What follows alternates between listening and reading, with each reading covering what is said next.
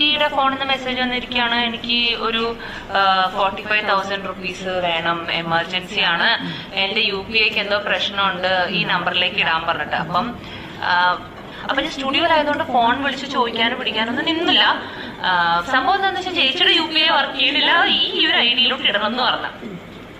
അപ്പൊ ഞാൻ എന്ത് ചെയ്തു, ഞാൻ അപ്പൊ തന്നെ പൈസ 45,000 അങ്ങനെ തന്നെ ട്രാൻസ്ഫർ ചെയ്ത് കൊടുത്തിട്ട് സ്ക്രീൻഷോട്ട് അയച്ചു.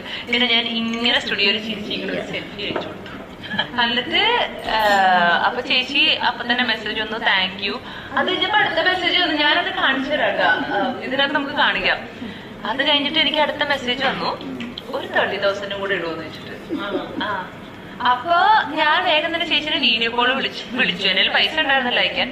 ഞാൻ തന്നെ അപ്പൊ തന്നെ വീഡിയോ കോള് വിളിച്ചപ്പോഴത്തേക്കും വീഡിയോ കോള് കട്ട് ചെയ്തു. അപ്പൊ ഞാൻ വേഗം ചേച്ചീനെ നോർമൽ കോള് വിളിച്ചു. നോർമൽ കോള് വിളിച്ചപ്പോ ചേച്ചി അവിടെ കിടന്ന്